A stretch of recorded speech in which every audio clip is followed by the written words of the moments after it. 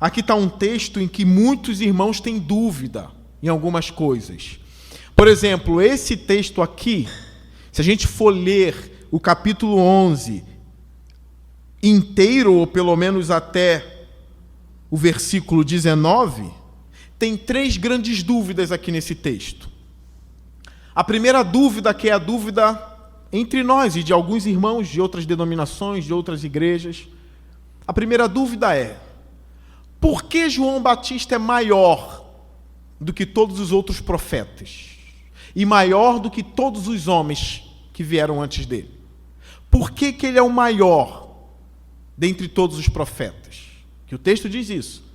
A segunda grande dúvida desse texto: o que significa o menor no reino dos céus é maior do que João Batista? Como entender isso, se ele é o maior de todos? E agora Jesus diz que o menor no reino é maior do que ele. Ou seja, quem é esse menor no reino que é maior do que João Batista? E a terceira grande dúvida, se a gente ler até o versículo 19, é: o que significa tomar o reino com força? O que significa o reino dos céus sendo tomado pela força? Essa dúvida eu não vou responder hoje. Eu vou responder só as 2 primeiras, porque nós vamos até o versículo 11. Depois você procure a resposta dessa terceira, tá? Estude um pouquinho, ou me procure. E com certeza eu vou mandar você ler a Bíblia em casa, estudar mais um pouquinho, porque não é fácil a terceira. Nenhuma das outras 2, né? Então, o nosso texto começa dizendo que Jesus estava instruindo os seus 12 apóstolos. Olha o versículo 1 do capítulo 11. Depois que terminou de instruir seus 12 discípulos, Jesus saiu para ensinar e pregar nas cidades da Galileia. Olha como Jesus se preocupava com a instrução. A instrução deixa as coisas de Deus mais claras para o homem. Jesus estava tentando tornar para os seus discípulos as coisas a respeito dele mais claras. Deixar o evangelho claro para eles. O motivo de Jesus ter vindo. Qual era a obra que ele ia realizar. Instruindo os seus discípulos acerca das escrituras sagradas. De tantas coisas relacionadas a Deus.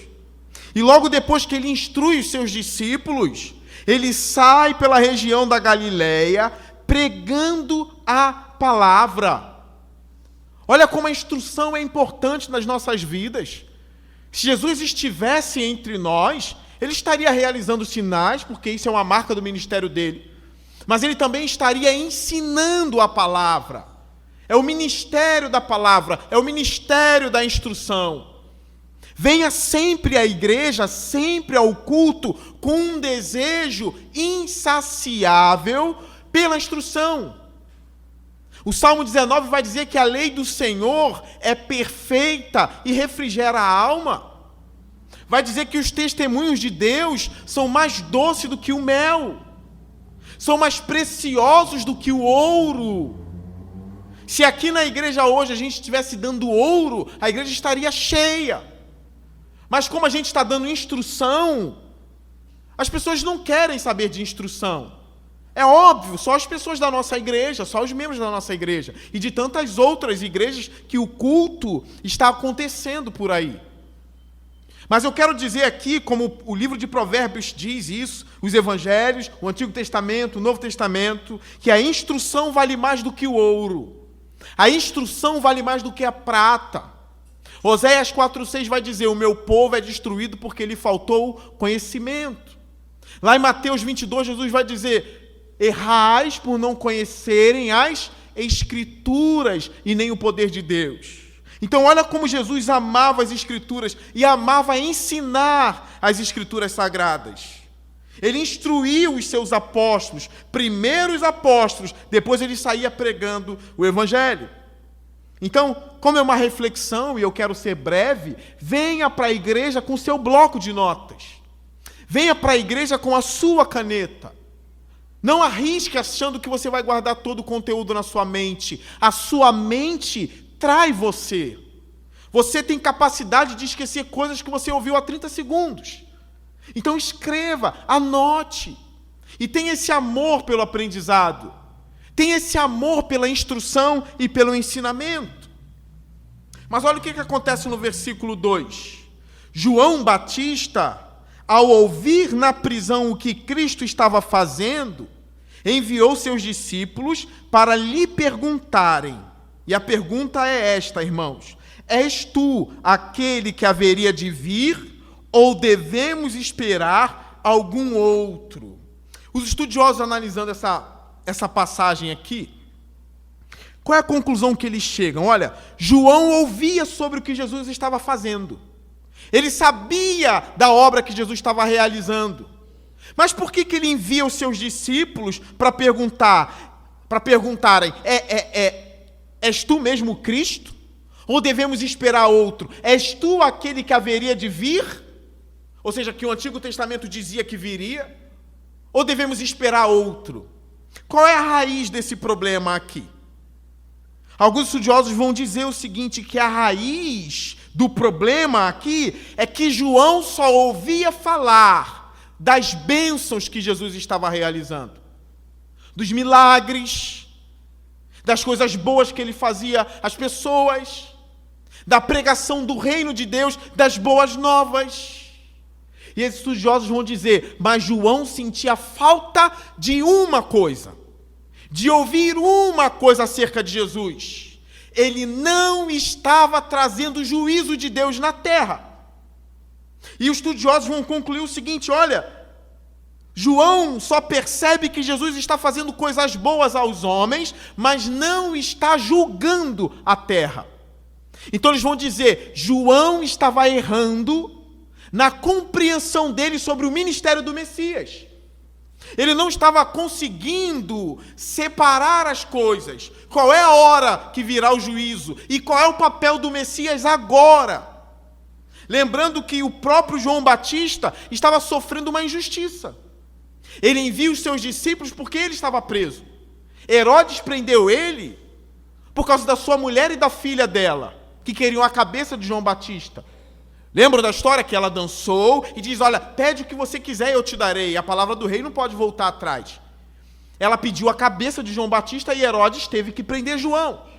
Então tem um rei ali que prendeu João injustamente e vai arrancar a cabeça de João e Jesus não faz nada. João não está vendo o juízo de Jesus caindo sobre Pilatos, caindo sobre Roma, caindo sobre Herodes, caindo sobre os fariseus que João chamou de raça de víbora. E aqui está uma coisa, na mensagem de João Batista tinha juízo.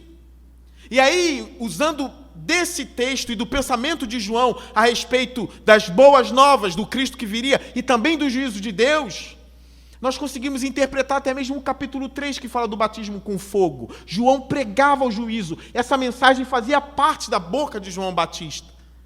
Fazia parte da teologia dele, que o Cristo viria não só para as bênçãos, não só para derramar o Espírito Santo, mas ele viria também com fogo, para trazer juízo e batizar as pessoas no fogo do inferno. O que muitas pessoas interpretam ali como um fogo para purificação, né? O batismo com fogo. É óbvio que eu respeito esses teólogos e meus irmãos que acreditam nisso, mas eu não consigo acreditar nisso. Somente o Mateus 3, com a interpretação daquele texto, eu consigo chegar à conclusão de que são dois batismos diferentes, o batismo com o Espírito Santo e o batismo com fogo. O batismo com o Espírito Santo é a bênção do Senhor, o Espírito Santo nos selando, e o batismo com fogo é o juízo que o Messias traria para a terra. Batizaria as pessoas no fogo do inferno, o fogo que destrói a palha.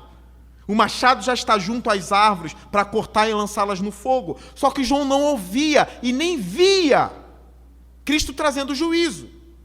Então, para ele, é uma incoerência na mensagem do Antigo Testamento sobre o Messias e a vida do Cristo. João estava errando na falta de compreensão dele sobre o Cristo.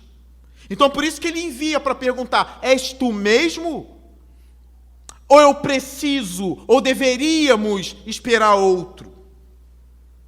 Aí vem o versículo 4, olha a resposta de Jesus. Voltem e anunciem a João o que vocês estão ouvindo e vendo. Os cegos veem, os mancos andam, os leprosos são purificados, os surdos ouvem, os mortos são ressuscitados e as boas novas são pregadas aos pobres. E feliz é aquele que não se escandaliza ou tropeça por minha causa. Como João estava tropeçando na falta de compreensão do Cristo. Por que Jesus manda dizer para João Batista, olha, diz a eles que os mortos são ressuscitados, os cegos veem, os leprosos são curados e as boas novas são pregadas aos pobres. Por que ele manda dizer isso para João? Parece que ele está tentando clarear para João o que o Antigo Testamento falava sobre ele e estava se cumprindo. A gente vê essa passagem aqui que Jesus cita, sabendo que João vai entender de onde ela vem, de Isaías 61, Isaías 26, Isaías 35, onde fala ali que o Senhor ungiu para pregar libertação aos cativos, de pregar a mensagem aos pobres. Outro texto de Isaías dizendo que ele vai curar, libertar. Ele está clareando a mente de João. Eu estou cumprindo o que o Antigo Testamento falou sobre mim. E eu sei que em todos esses textos também fala da vingança do Senhor, mas ainda não é a hora. A vingança virá um dia. Ele está tentando mostrar para João o seguinte: o que Isaías fala a meu respeito está se cumprindo. Inclusive as boas novas estão sendo pregadas aos pobres, assim como está em Isaías.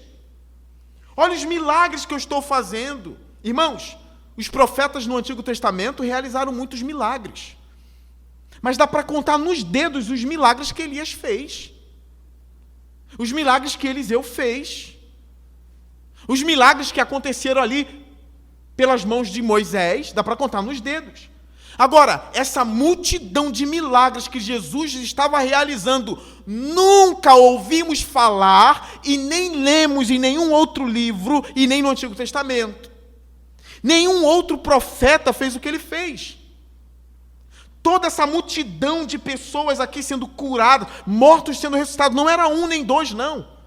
Eram muitos. Fazia parte do ministério do Cristo. Os teólogos vão dizer que ele estava enfraquecendo o reino das trevas. A cada dia ele enfraquecia as trevas. E parecia que as trevas começaram a vir exatamente para um lugar, onde o Cristo foi manifestado ali. Ele enfraquecia o reino das trevas a cada dia, pelo seu ministério muito mais superior ao de Elias, Isaías, Moisés e tantos outros. Ele manda dizer isso a João. Versículo 7. Enquanto saíam os discípulos de João, Jesus começou a falar à multidão a respeito de João. Olha, enquanto os discípulos de João iam embora, eles estavam saindo. Jesus, depois de receber esse questionamento, ele não se defende. Olha que interessante, pelo contrário, ele vai começar a defender João Batista. Ele não se defende. Ele só diz, anuncie o que vocês estão vendo para João. É exatamente o que está no Antigo Testamento. Anuncie a ele. Mas agora, quando os discípulos saem, ele não vai falar mal de João pelas costas. Ele vai começar a falar bem de João. Porque João era um homem sólido. João era um homem da verdade. Não se fala mal de um homem de Deus. Não se fala mal de alguém sólido, que tem compromisso com a verdade e tem uma dúvida sincera. Jesus detectou que o problema de João era uma pequena falta de compreensão. Dava para ajeitar aquilo ali. Não era incredulidade. João não estava amaldiçoando Jesus, não era isso. Ele só tinha uma compreensão errada. E Jesus aqui vai justificar João e falar bem de João. Porque até mesmo Deus fala coisas boas dos homens sólidos. Até mesmo Deus fala bem e carimba o ministério daqueles que Ele enviou. É o que Jesus vai começar a fazer. Ele não vai se defender. Ele vai defender João Batista e fora.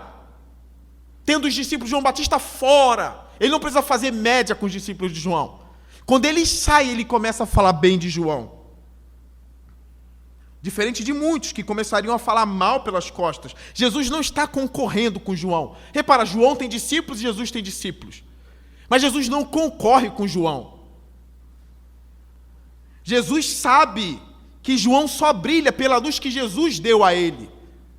Deus não disputa a glória com homens, irmãos. Jamais, o nosso Deus não é assim.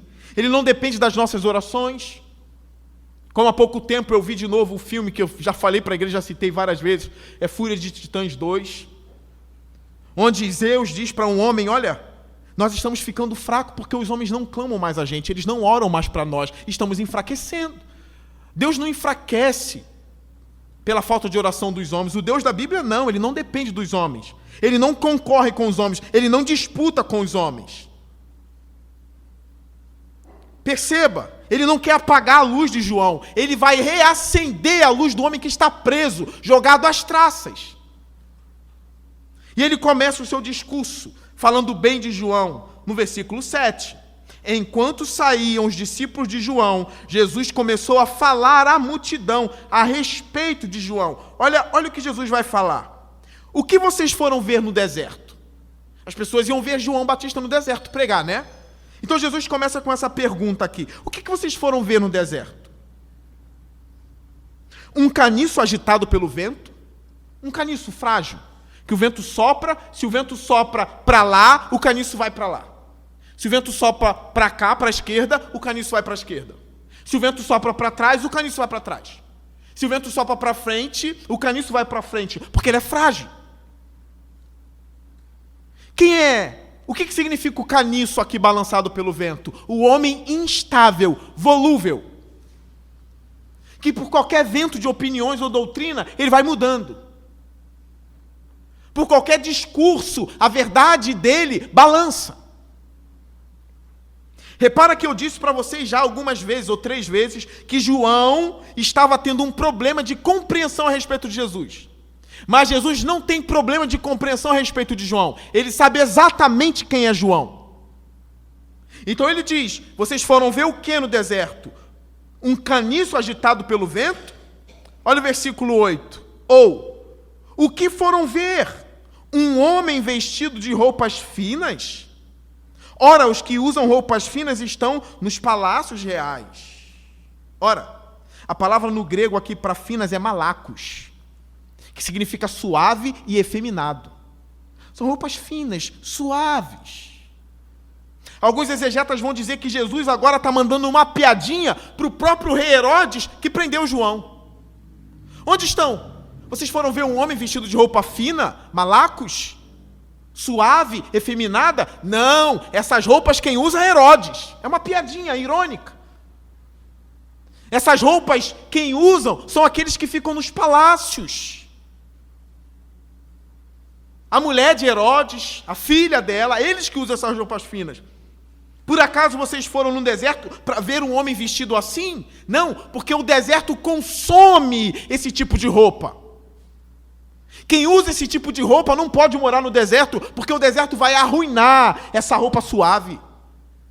Para estar no deserto, a pessoa tem que ser firme e vestir roupas que suportem o calor do deserto, a aridez do deserto. João se vestia com pelos de animais e um cinturão de couro.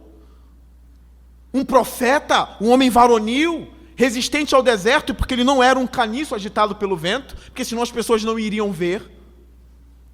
Eles estavam indo no deserto ouvir porque ali estava um homem, vestido com roupas brutas, com uma verdade sólida e um coração firme em Deus, anunciando a verdade. Enquanto nos palácios estavam os homens chiques, vestidos com roupas efeminadas e suaves, que só suportam um palácio, porque é fácil, mas não resistiria 3 dias no deserto. Aí ele continua. Ele diz, né? Ora, os que usam roupas finas, malacos, estão nos palácios reais. Olha o 9. De novo, afinal, o que foram ver? Ele podia descontar, né? Ele disse para mim, devo esperar outro? Agora eu vou dizer, João não presta. Não. Afinal, o que vocês foram ver? Aí ele diz, um profeta? Então ele não é um caniço agitado pelo vento. João também não é alguém que veste com roupas finas, também não. Quem ele é? Um profeta? Olha a resposta de Jesus agora no versículo 9. Sim. Só que Jesus agora dá um adendo, que é um acréscimo. Sim, eu lhes digo, e mais que profeta. Olha como ele fala bem de João. Esse texto prova que, como alguns querem dizer aí, que João perdeu a salvação por causa dessa dúvida. Óbvio que não. Jesus está garantindo João no reino dos céus. Jesus está garantindo João como um profeta. E não só um profeta, mas mais que profeta. E essa é a primeira pergunta que eu queria responder aqui. Por que João não é só um profeta? Por que João é mais que um profeta? Por que ele é maior que os profetas? Por que ele tem algo a mais que os profetas? E a resposta está no próprio texto. E eu quero dar a vocês aqui. Jesus diz que João é mais que um profeta, porque ele não é só um profeta, ele é uma própria profecia cumprida. Isso é mais do que um profeta. Porque Malaquias profetiza, no capítulo 3, no versículo 1, que Deus enviaria um mensageiro para preparar o caminho do Senhor. João não é só um profeta, ele é o cumprimento da profecia de Malaquias. E outra, ele é mais que profeta porque todos os profetas do Antigo Testamento, inclusive a lei também, profetizavam a respeito do Cristo, que haveria de vir, que foi a pergunta inicial, né? Tu és mesmo Cristo que haveria de vir? Por que João é maior do que eles? Porque João não ficou só no anúncio, João viu cara a cara. Para João aquilo ali ficou mais claro do que para Moisés. Para João, o Cristo ele era mais claro do que para Isaías. Porque ele não só era o cumprimento de uma profecia, o João Batista, ele anunciava o Cristo e ele viu o Cristo face a face, coisa que Isaías não viu. Isso torna ele maior do que os outros profetas. Ele não disse assim, um dia virá o Cristo, como Isaías disse. Não, ele disse, eis aí o Cordeiro de Deus, que tira o pecado do mundo. Olha a diferença, eis aí, olhando para ele, vendo a pomba descendo, eis ele, olha ele aí. Isaías não viu, mas olha ele, está na minha frente. Isso torna João maior que os profetas. Ele é mais que o profeta. Olha o texto respondendo essa pergunta, e eu já dei a resposta. Olha o versículo 10. Este é aquele a respeito de quem está escrito. A respeito de quem está escrito, ou seja, tinha uma profecia sobre ele. Enviarei o meu mensageiro à tua frente, ele preparará o teu caminho diante de ti. Aqui está a resposta. Ele preparou o caminho do Senhor. Viu o Senhor cara a cara. Ele prepara o caminho e o Senhor pisa bem no caminho, bem na frente de João. A verdade muito clara diante dele. Os outros profetas não tiveram esse privilégio.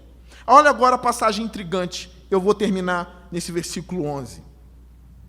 Digo-lhes a verdade, entre os nascidos de mulher não surgiu ninguém maior do que João Batista. Moisés era maior que João? Não. Malaquias? Não. Isaías? Não. Elias? Não. Eliseu? Não.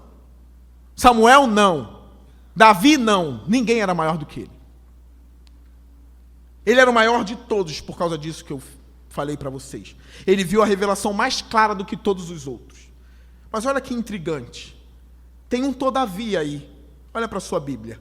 Todavia, o menor no reino dos céus é maior do que ele. Eu quero responder essa segunda pergunta hoje, nessa manhã. Quem é esse menor? O que significa isso, o menor ser maior do que o maior? João é o maior nascido de mulher. Porém, o menor no reino dos céus é maior do que ele. O que isso significa? Eu respondo e termino a reflexão da manhã. Alguns vão dizer que o menor no reino dos céus significa o mais jovem, dizendo que Jesus era mais jovem que João, então Jesus é maior do que João. Eu não creio nisso. Não creio nisso. Inventaram isso daí, inventaram. O texto não está falando de Jesus aqui, que Jesus é maior do que ele. Não está. De quem Jesus está falando quando ele diz o menor? É o menor no reino. Dentro do reino. A resposta está justamente no tamanho da clareza que se vê. João é maior do que todos os outros porque ele viu Jesus mais claro do que todos os outros. Ele viu Jesus cara a cara. Isso tornou ele maior do que Malaquias e de todos os outros. E o menor no reino dos céus é maior do que João, por quê? Porque ouviram, viram e provaram clarezas sobre Jesus que João Batista não provou. Morreu sem ter. Esses menores são todos os crentes que vieram depois. Estavam no reino de Deus, se arrependeram, creram em Cristo Jesus e tiveram conhecimento que João morreu sem nunca ter ouvido. Olha para nós somos os menores no reino de Deus. Mas nós sabemos que Jesus morreu, foi sepultado, ressuscitou ao terceiro dia, subiu aos céus, está sentado à direita de Deus intercedendo por nós. Nós sabemos das cartas de Paulo, nós sabemos do que João nos falou, nós sabemos de tantas coisas sobre o Cristo, do estado eterno, do reino que virá, do milênio. São tantas coisas a respeito do Cristo que o menor no reino dos céus está vendo com mais clareza do que João. Os profetas do Antigo Testamento apontaram para Cristo, mas a revelação não era tão clara. Aí veio João Batista, apontou para Cristo, vendo cara a cara. Aí depois vieram aqueles que Jesus disse, vão para todo mundo e pregam o Evangelho. E eles apontavam para Jesus de uma forma mais clara. Ele é o próprio Deus encarnado. Ele é o Verbo que se fez carne. Ele morreu e ressuscitou para que a gente nunca mais morra e nem pereça. Nós temos a vida eterna por causa dele. Tem a igreja. João nunca ouviu falar de igreja. João nunca ouviu falar do corpo de Cristo. João nunca ouviu falar da ceia do Senhor. João nunca provou o que a gente provou. João nunca provou do que Tomé declarou, Senhor meu e Deus meu. Esse tipo de clareza João não teve acesso. A questão do maior e do menor está de acordo com o tamanho da clareza que se tem. João era maior porque viu Cristo mais claro do que Isaías. E os menores da igreja e do reino dos céus são maiores do que João, porque viram uma clareza a respeito de Cristo que João Batista nunca viu também.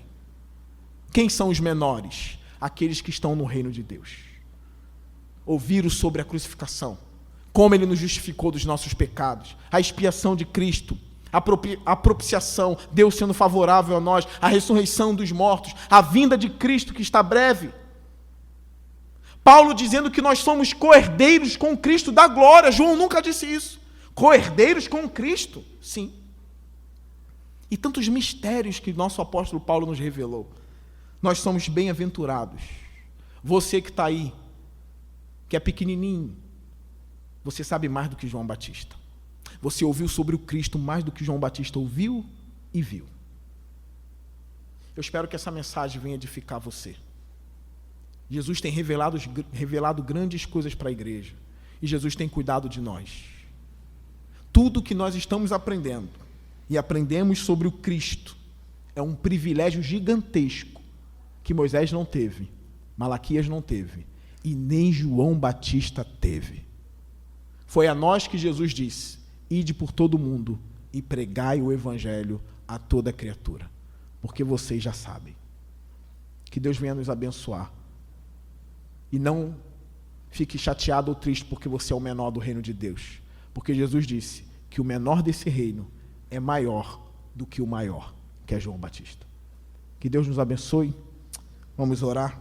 E aqui eu fecho a reflexão da manhã. Fique de pé.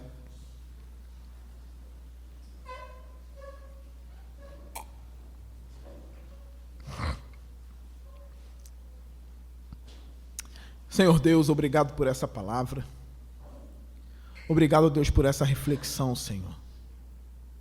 Obrigado pelas maravilhas que o Senhor nos revelou. Obrigado pela Escritura, o Novo Testamento que nós temos e João Batista não teve. Obrigado pela igreja que temos e João Batista não teve, Senhor. Obrigado pelo dom do Teu Espírito Santo que desceu, Senhor Deus, sobre a igreja em Atos 2. Isso não ocorreu na época de João. Obrigado, Senhor, porque o Novo Testamento nos ensinou a entender, Senhor, os mistérios do Antigo. Agora cuida da igreja e nos faça crescer cada vez mais em conhecimento, Senhor. Eu não tenho vergonha de dizer que nós somos os menores do reino dos céus, Senhor. Porque até mesmo o menor do menor, se está no reino, já tem uma luz tão grande, ó Deus, que é superior aos dos antigos, ó Deus. Derrame sua graça sobre a igreja e que a igreja saia daqui desejando conhecer mais sobre Cristo. Que a igreja saia daqui nessa manhã querendo mais e mais da tua palavra. Em nome de Jesus, amém e amém.